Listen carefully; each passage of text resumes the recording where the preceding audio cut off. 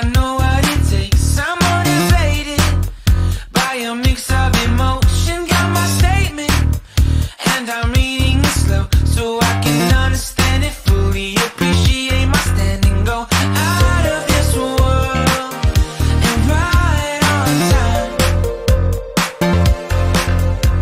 Oh, never in my life have I seen the sky light up like this.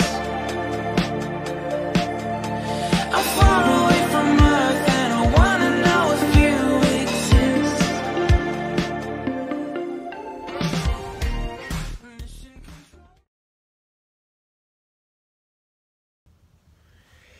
Well, good morning. It's Tuesday. I think it's the 26th. Well, we'll have a guess. 26th of February, 2019, I'm absolutely sure of. Anyway, welcome to Mirador Television and a Break an Egg. And if we can do the thing properly, we'll try hard to... Oh, there we go. Yes. Well, good morning. And a little baggy-eyed this morning because I went out for a night of excitement last night. I went and sat and viewed Lewes District Council in action.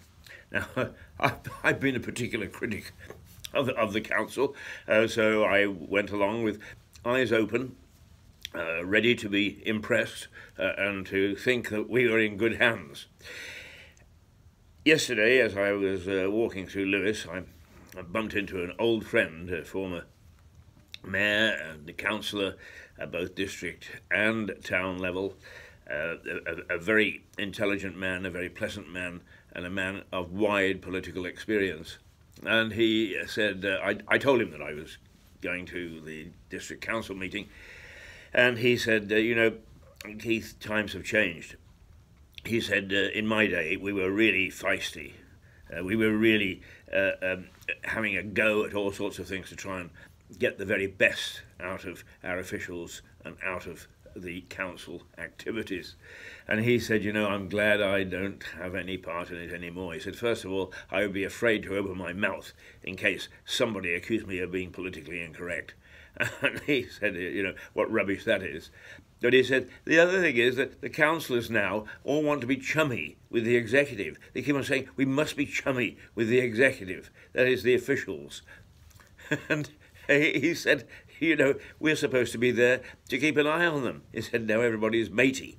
Well, I wondered about that. And so it was very interesting when I actually did turn up at the council. It's the first time I'd been there. I did actually go to a couple of council meetings in the old Pelham House, and in fact they'd got rather a nice chamber. It was quite imposing, as I think these chambers should be, to show the seriousness of the business. Well, the one up at County Hall is typically American,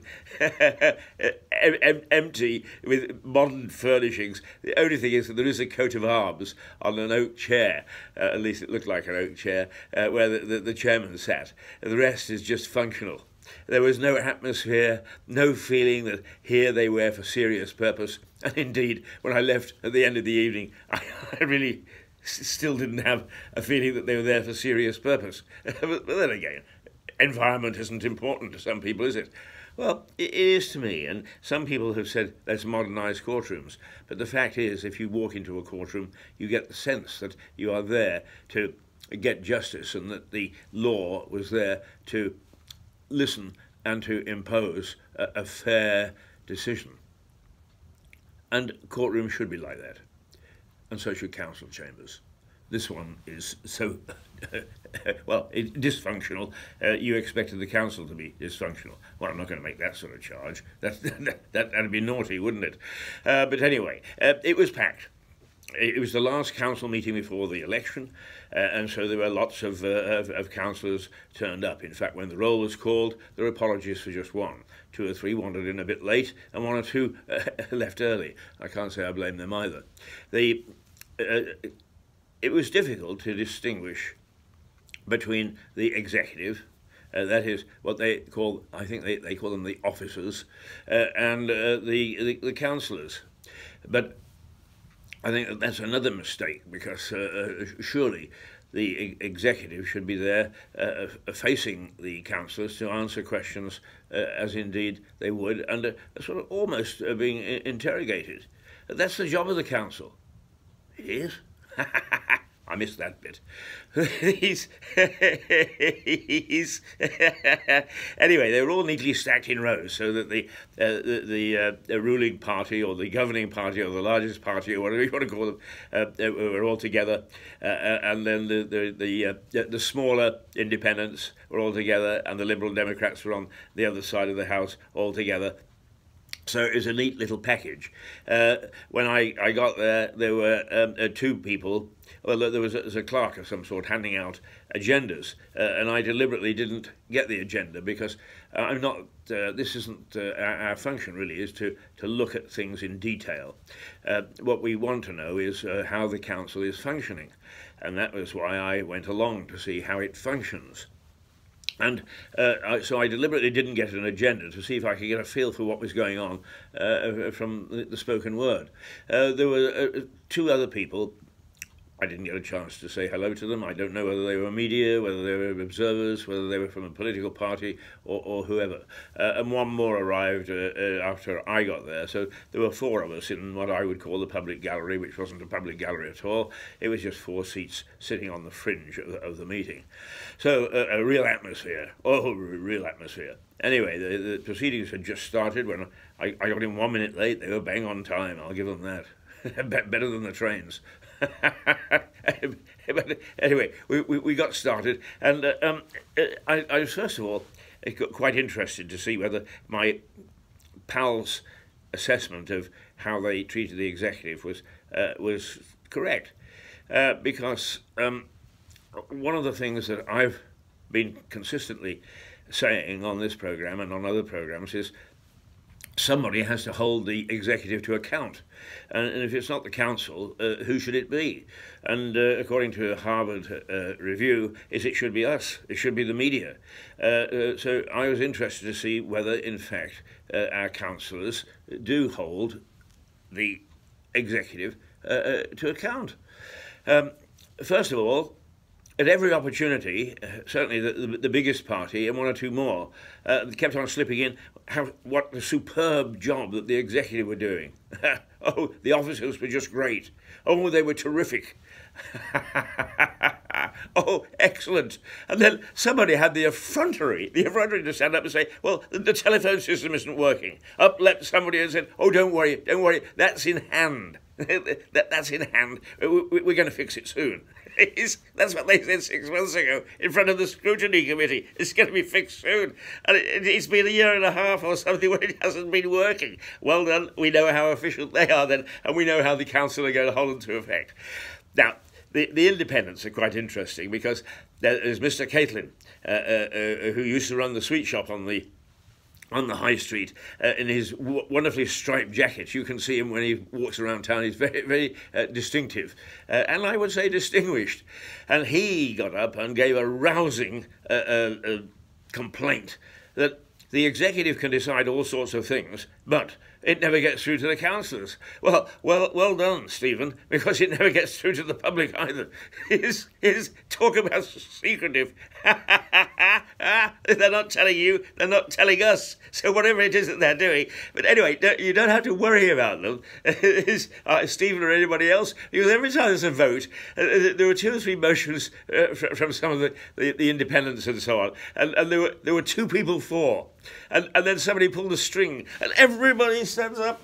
It's against, and they do it just as if a string has been pulled, and they're up and down. And I mean, it's fascinating stuff. It's fascinating. If you haven't been to a council meeting, you should. It's a great evening of entertainment. Anyway, and then Ruth O'Keefe, who I've had my differences with Ruth, but she's a good councillor and she's very busy. But one thing I didn't know about her was she can make some very amusing speeches. And whereas Stephen was having a go at the council, at the majority parties, in a direct fashion, which is the way I would do it, Ruth made some interesting little speeches in which her humour came through, and she went, Bob, Oh, she picked them apart. Not that it did any difference. They pull the string and they all stand up and vote. Quite amazing. But anyway, we must get down to the serious part of the evening because, you know, they're there to discuss matters of great import. And I deliberately, as I said, didn't get an agenda, so I wanted to know what they were going to talk about. Well, for most of the evening, it was dog poo. I mean, I do understand that there are health issues with this sort of thing and so on, but for a council to spend hours on dog poo is just... it was like the rest of the stuff, really.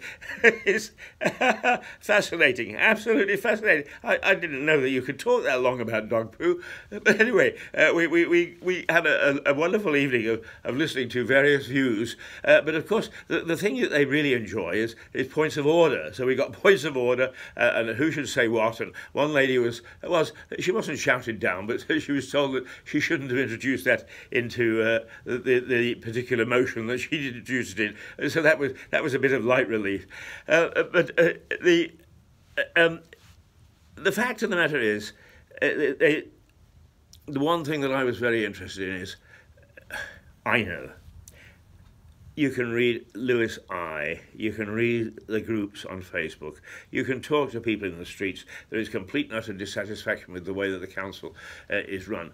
And did they address that? No, they did not. They were too busy saying what a wonderful crew they'd got. Chummy with the executive? By golly, my friend was right. There's nobody holding to account. Well, you know what? We've got an election on May the 2nd, and we could change that. We could. But we won't. We'll send the same lot back, and they'll take the same attitudes, and they'll have the same people in charge, and they'll pay the same silly salaries. For what? So that we get a dysfunctional council. Boris Johnson has called for change. You know, love him, hate him, he's Mr. Marmite. You never forget him. But Boris, I may have had my differences with you too. But by golly, you're on the money this time. Let's get change. Let's get change at this level.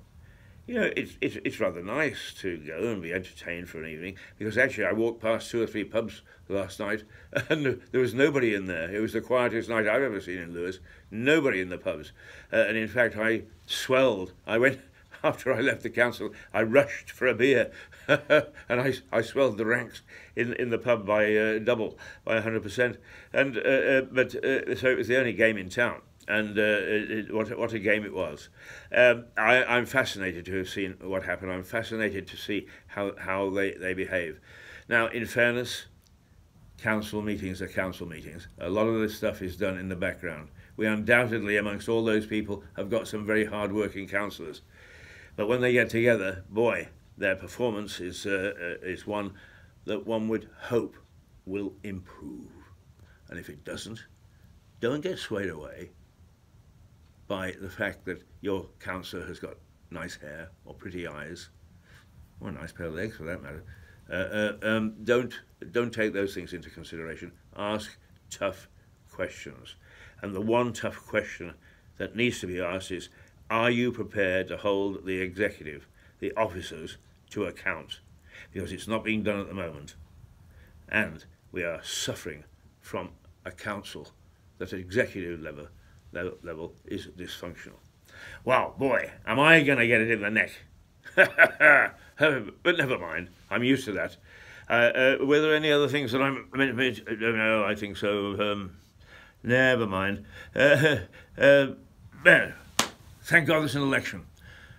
Till tomorrow, if I ever make it back in one piece. Keith Hayes, toodle pip. I never made it, but I know what it takes.